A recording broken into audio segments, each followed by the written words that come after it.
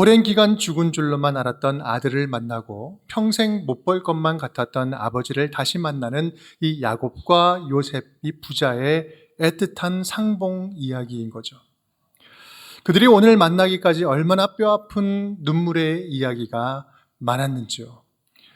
창세기 37장부터 46장까지 10장에 걸쳐서 있었던 수많은 역경의 흔적들을 생각하면 오늘 이들이 상봉하는 장면은 눈물 없이는 볼 수 없는 감동적인 드라마와 같은 장면입니다.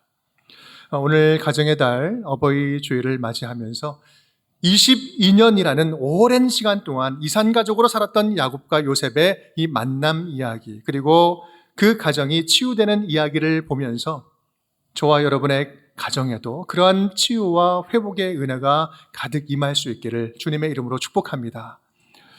오늘의 만남이 있기 전에 창세기 37장부터 야곱 가정에게는 아주 많은 스토리가 있었습니다. 잘 아시겠지만 간단하게 요약해서 말씀드리면 이렇습니다.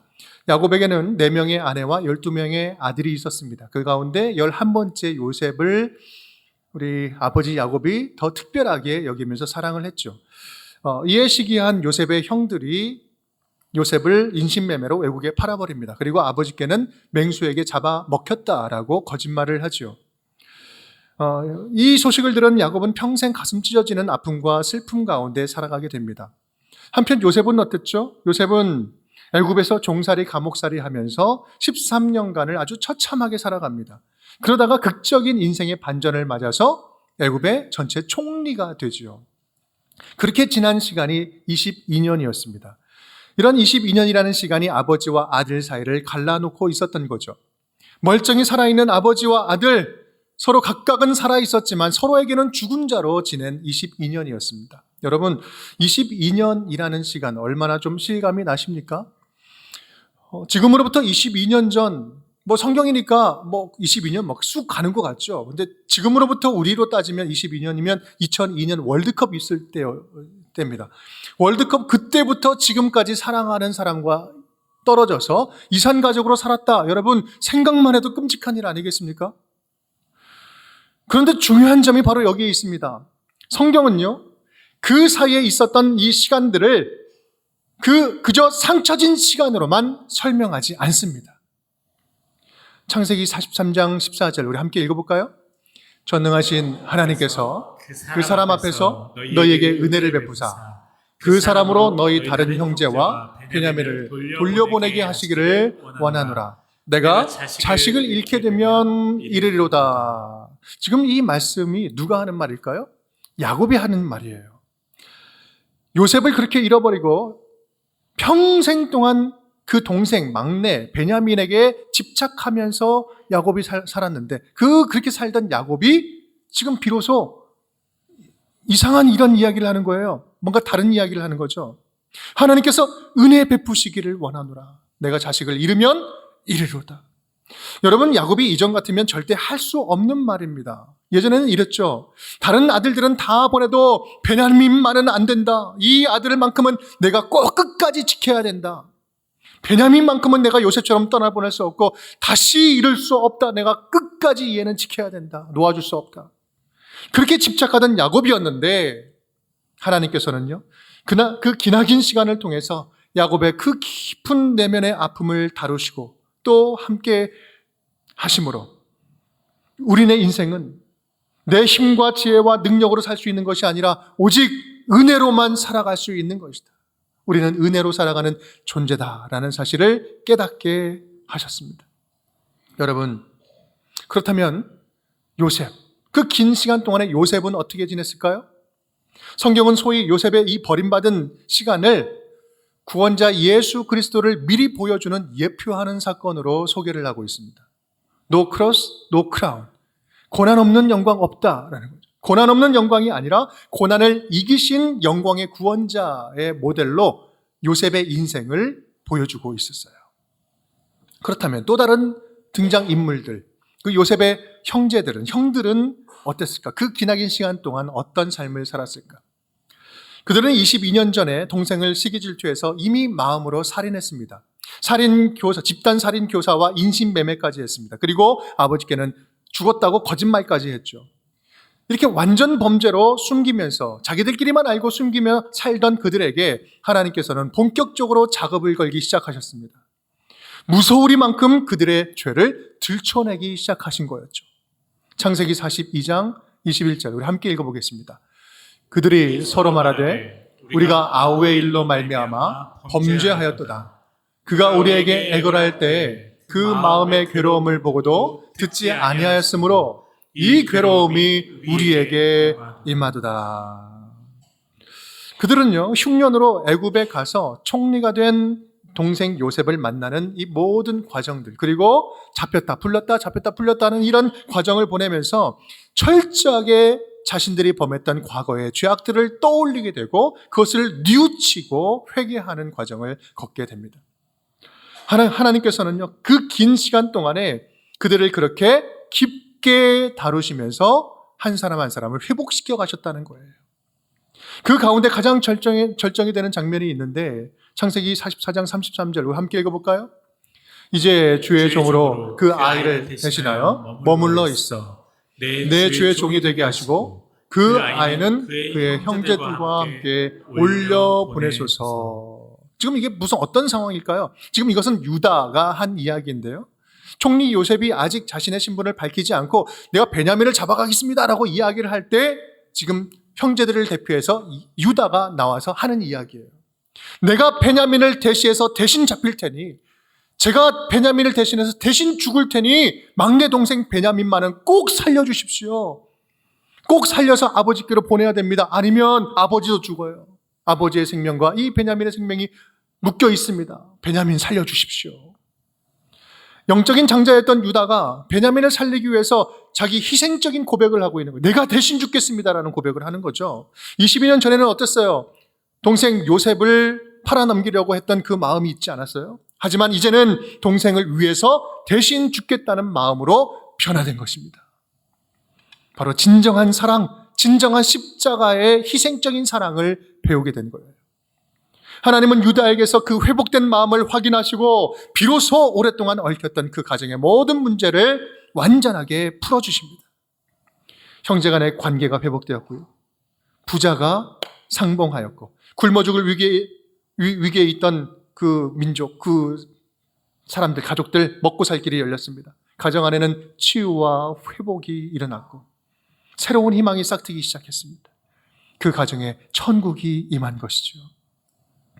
그들의 긴 고통의 시간은 그저 고통으로 끝맺는 시간이 아니었고 하나님의 치밀한 다루심 안에서 근본적인 치유가 일어나는 연단의 시간이 되었다라는 말씀입니다. 저와 여러분의 가정 안에 있는 문제들은 어떻습니까? 어디 멀리 가지 않아도요, 다른 사람 이야기 듣지 않아도 우리 가정들 안에 가슴 찢어지는 이야기들이 얼마나 많이 있습니까? 누구에게도 말하기 힘든 고통스러운 일들, 수치스러운, 누구에게도 밝히기 힘든 수치스러운 상처들이 얼마나 지금 여러분의 가정 안에 있습니까?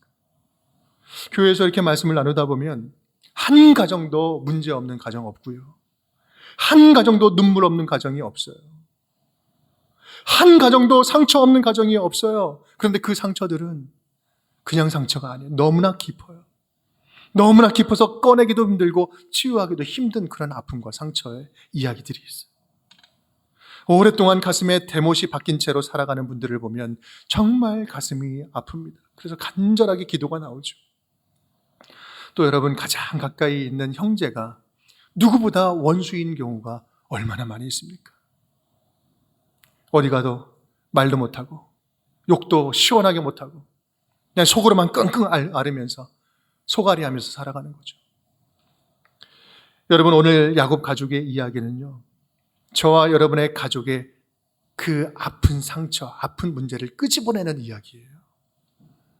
깊숙이 묻어두었던 가정의 문제를 끄집어내는 건 정말 아픈 일이지만 오늘 말씀은 그 숨겨둔 우리 가족 안의 문제들이 결코 아픔과 상처로 끝나지 않을 수 있다고, 하나님의 섬세한 다루심 안에 있다면 우리들의 아픔도 깊은 상처도 온전히 회복될 수 있다는 사실을 알려주는 이야기입니다.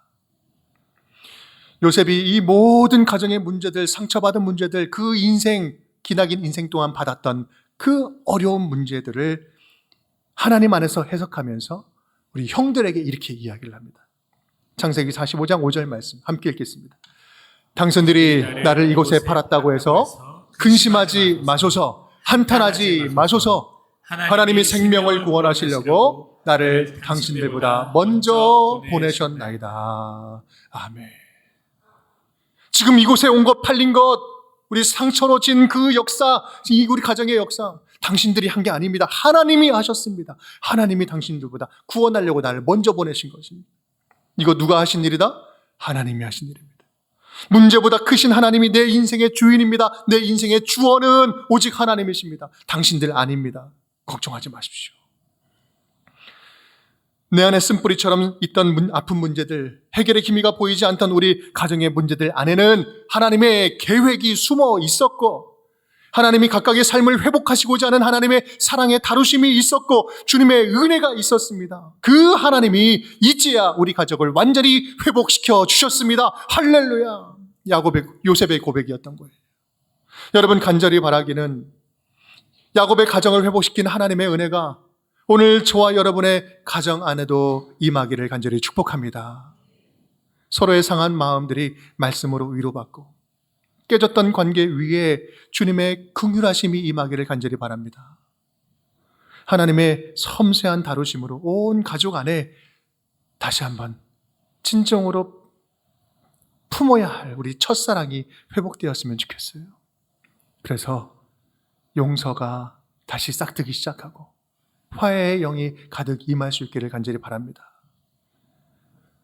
자녀로서는 부모님을 더욱더 존경하고 형제간에는 서로 존중하고 부모로서는 한마디를 하더라도 자녀에게 격려의 말을 하면서 다시 무너졌던 우리들의 가정이 하나씩 하나씩 다시 세워질 수 있으면 좋겠습니다.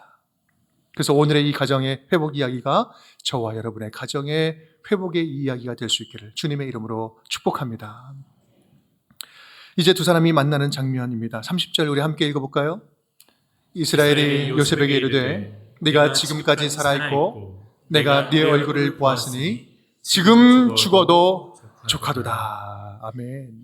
아들 요셉을 본 아버지 야곱이 외친 첫 마디가 바로 이 말이었어요. 객관적으로 보면 이 순간 야곱이 기뻐할 실제적인 이유들은 굉장히 많이 있었습니다. 야곱이 속한 66명의 가문, 그 모든 사람들 전체가 굶어 죽을 위기였습니다. 그런데 이제 온 가족이 한 번에 굶주림에서 해방이 되었어요. 그리고 지금 어떤 가족이 되었어요? 애굽의 총리의 가족이 되었습니다. 이제 모든 게 다 프리패스 아닙니까? 살 길이 활짝 열린 거예요.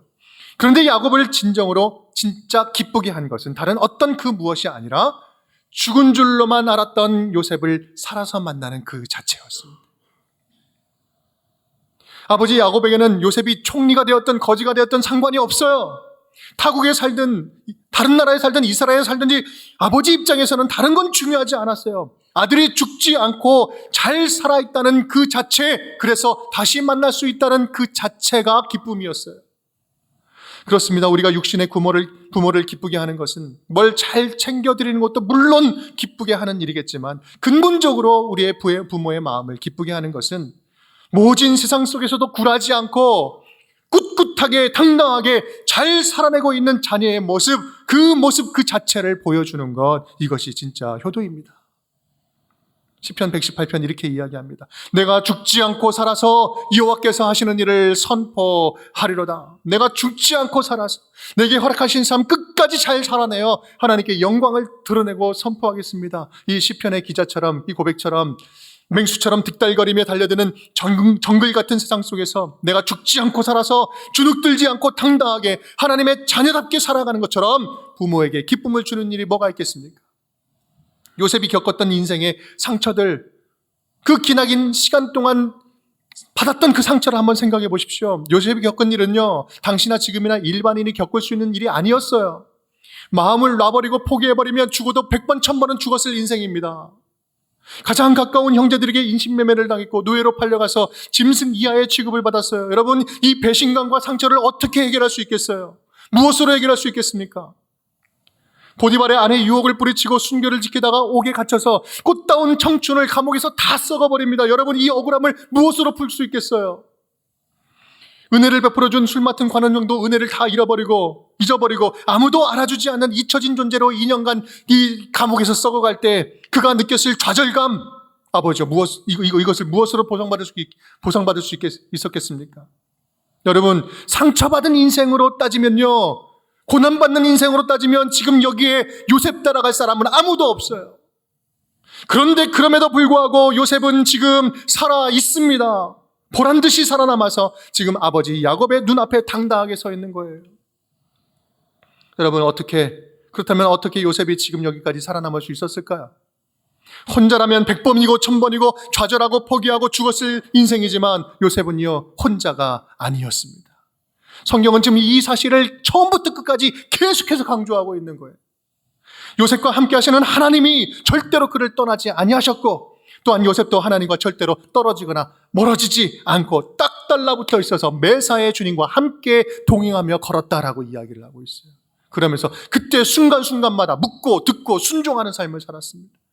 그것이 내게 당장 유익이 되든 안 되든 코람되어 하나님 앞에서 정직하게 살려고 몸부림쳤어요.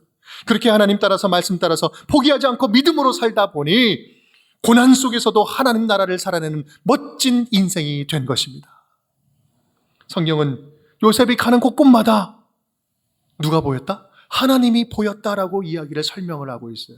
창세기 39장, 여호와께서 요셉과 함께 하심으로 그가 형통한 자가 되어 그의 주인 애굽 사람의 집에 있으니 그의 주인이 여호와께서 그와 함께 하심을 보며 또 여호와께서 그의 범사에 형통하게 하심을 보았다. 누가 보았다고요?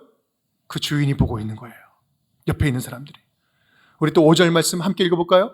그가 요셉에게 자기의 집과 그의 모든 소유물을 주관하게 한 때부터 여호와께서 요셉을 위하여 그 애굽 사람의 집에 복을 내리심으로 여호와의 복이 그의 집과 밭에 있는 모든 소유에 미친지라. 23절 말씀, 간수장은 그의 손에 맡긴 것을 누구든지 살펴보지 아니하였으니 이는 여호와께서 함께 하심이라.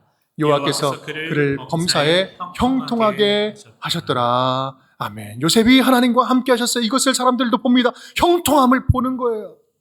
성경은 다른 게 형통이 아니라 어떤 상황에서도 주님과 함께 동행함이 형통이라고 이야기해요. 여러분, 엄밀히 말하면 요셉이 스스로 자기 힘으로 끝까지 살아남은 것이 아니라 요셉 안에서 하나님이 요셉을 끝까지 살게 하신 것입니다. 요셉은 하나님께 자기의 믿음을 드린 것이고요. 그런 의미에서 요셉은 이미 부활의 자녀였습니다. 왜냐하면 자기는 죽고 자기 안에서 하나님이 살아내도록 했기 때문에 그렇죠. 그러니 물론 그는 시련이 올 때 죽을 만큼 힘들었지만 그럼에도 어떤 상황 속에서도 사망 권세가 그를 침몰치 못했습니다. 13년이라는 물리적인 고통의 크로노스 시간을 하나님과 함께 1000년이 하루 같은 카이로스 시간으로 살아낸 것입니다. 사랑하는 여러분, 주님과 함께 동행하며 주와 함께 살아온 이 요셉의 모습을 보는 것만으로 야곱은 충분했습니다. 내가 이제 내 얼굴을 보았으니 이제는 지금 당장 죽어도 나에게는 여한이 없다. 충분하다. 여러분, 효도는 다른 게 아닙니다. 우리가 주 안에서 잘 살고 있는 모습을 부모님께 보여주는 것이 효도예요. 이 세상에 넘어질 일도 많고요. 좌절할 일들도 많고 실패도 많고 늘 연약하고 부족해도 그럼에도 당당하게 꿋꿋하게 살아내는 인생 자체가 우리 부모님들에게는 효도가 될 수 있습니다. 특히 믿음의 부모에게 효도는 무엇입니까? 자녀된 자들이, 우리 자녀들이 믿음의 유산을 잘 이어받아서 넉넉하지 않아도 주님께 감사하며 주님 말씀의 인도함을 받아서 매일매일 순종하면서 살아가고 원망보다는 감사를, 좌절보다는 기대를 충분히 절망할 수 있는 순간에 하나님 안에서 희망의 옷자락을 붙잡고 살아가는 것, 여러분, 그것처럼 믿음의 부모를 기쁘게 하는 일이 어디 있겠습니까? 우리가 살아가는 이 세상이 녹록지 않다는 것은요, 이 세상을 살아가는 모든 부모들은 다 압니다. 물론 시련이 없고 고난이 없으면 좋겠지만 고난 없는 세상이 어디 있으며 시련 없는 인생이 어디 있겠습니까? 다만 간절히 바라는 마음이 있다면 우리 자녀들이 그러한 시련을 피해 다니는 것이 아니라 시련 앞에 주눅들지 않고 믿음으로 당당하게 맞서서 이겨나가는 것, 이기면서 살아가는 것, 그것이 진짜 부모 마음 아니겠습니까? 여러분, 우리 자녀들이 그러한 믿음의 삶을 살 수만 있다면 조금 못나도, 조금 잘 못해도, 다른 사람들보다 좀 덜 가져도, 부족해도, 세상에서 실패해서 잠시 넘어진다 할지라도 우리가 그런 믿음만 품을 수 있다면 여러분, 진정으로 그것처럼 기쁘고 감사한 일이 어디 있겠습니까? 여러분, 진짜 효도가 무엇입니까? 진짜 효도가 무엇일까요? 부모님을 먼저 보내고 슬프고 아쉽고 죄송하고 미련이 남겠지만 남겨진 자녀로서 아직 우리가 해야 할 수 있는 효도가 남아 있습니다. 믿음의 자녀로서 우리가 마땅히 해야 할 효도는 부모님이 살아계실 때까지 하는 것이 아니라 우리가 살아있는 한, 우리가 죽을 때까지 하는 것이 믿음의 자녀들이 해야 되는 효도인 것입니다. 왜 그렇습니까? 믿는 자에게는 육신의 죽음이 끝이 아니기 때문에 그렇습니다. 이 세상이 끝이 아니기 때문에 그래요. 주님께서 나를 오라 하시면 다시 만날 천국의 소망, 다시 우리가 만날 수 있는 그 날이 기다리고 있기 때문에 그렇습니다. 이 땅이 끝이 아니고 그날을 기대한다면 우리는 부모님 살아계시는 동안 효도하는 것이 아니라 내가 살아있는 한 최선을 다해서 남겨진 삶을 더욱더 믿음의 삶으로 경주해 나가는 것. 그래서 그 만나는 그날 내가 잘 살고 왔습니다라고 고백하는 것. 그날을 준비하며 나아가는 것. 여러분, 그래서 남은 자녀들은요, 믿음으로 남은 인생을 살아가면서 못다한 효도를 다 할 수 있는 것입니다.